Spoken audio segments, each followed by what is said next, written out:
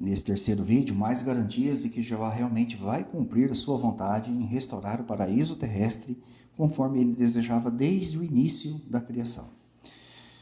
Então, como que nós descobrimos isso? Muito simples, tá? Se a terra fosse destruída, como que isso aqui se cumpriria? Analise essas passagens da Bíblia com bastante atenção. Por exemplo, Mateus 6,10, Jesus nos ensinou a orar pedindo o reino de Deus ao Pai Jeová. E na oração nós dizemos assim, parte da oração, né? Venha o teu reino, seja feita a tua vontade, assim na terra como no céu. Se o desejo de Deus for destruir a terra, acabar com a terra, conforme afirmam muitos evangélicos, muitos pastores, por não entenderem e interpretarem errado algumas passagens da Bíblia, entendeu? Por que Jesus ia nos ensinar a pedir o reino para que a vontade de Deus seja feita aqui na terra? Não tem sentido, gente.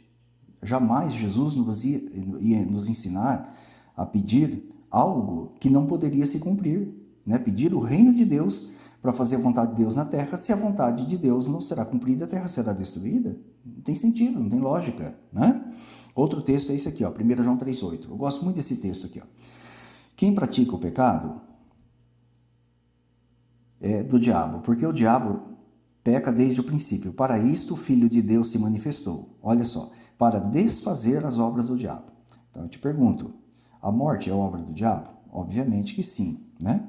O sofrimento, a dor, né? Tudo isso é obra do pecado, do diabo, obviamente que sim. Então, tudo isso será desfeito por Jesus Cristo, né? Pelo Filho de Deus. Mas será que ele vai desfazer da terra e do céu? A terra e o céu é obra do diabo? Não, gente, não é. É obra de Deus. Ele não vai desfazer das obras de Deus. Ele vai desfazer das obras do diabo. Todo o mal causado pelo diabo e pelo pecado será desfeito por Jesus Cristo. Por isso que o Filho de Deus se manifestou, para desfazer as obras do diabo, não das obras de Deus. A terra e o universo, as galáxias, são obras de Deus e não obra do diabo. Então, tudo isso vai continuar, né? Outro texto é Apocalipse 11:18. A gente tem que raciocinar, né? Olha só. Aqui, a partir do versículo 15, fala da entronização de Jesus, tudo que Jesus Cristo vai cumprir, etc. Tal, agora como rei entronizado por Jeová, tal. E aqui é um resuminho de tudo que Jesus fará, tá? E entre as coisas que ele fará, está lá no finalzinho que eu vou destacar para vocês já. Ó. Iraram-se, na verdade, as nações, então veio a tua ira e o tempo de serem julgados os mortos, e o tempo de dares recompensas aos teus servos, os profetas, e aos santos, e aos que temem ao teu nome, e a pequenos e a grandes, olha, e o tempo de destruíres os que destroem a terra. Ó, o que Jesus Cristo fará agora como Rei dos Reis, só guardando a ordem de Jeová? Ele vai destruir os que destroem a terra. Se o desejo de Deus for destruir a terra, por que motivo Jesus Cristo vai destruir os que estão destruindo a terra? Então, os homens que estão arruinando o planeta, aí poluindo, acabando com a camada de ozônio, etc., né, tudo que você imaginar de ruim que está acontecendo, estariam apenas adiantando o serviço para Jeová. Mas, na verdade, é o contrário. A Bíblia fala que Jesus Cristo, pela vontade de Jeová, vai destruir os que destroem a terra. Olha só, então é o contrário. Então, a terra passará por uma reversão, né? Uma reversão de todo o mal que tem sido causado contra ela pelas mãos do nosso Senhor Jesus Cristo. Apocalipse 5:10 fala daqueles escolhidos que estarão com Cristo no céu, e o que eles falam? Olha lá, para o nosso Deus, que é Jeová, os fizeste reinos, sacerdotes, lá no capítulo 20, versículo 4 e 6, fala que eles reinam com Cristo, 1000 anos, né? E eles reinarão sobre a terra. Se o propósito de Deus é destruir a terra, por que motivos Jesus Cristo escolheu 144 mil para estarem com Cristo e reinar sobre a terra, se ele vai destruir a terra? Não tem lógica, na verdade é o contrário.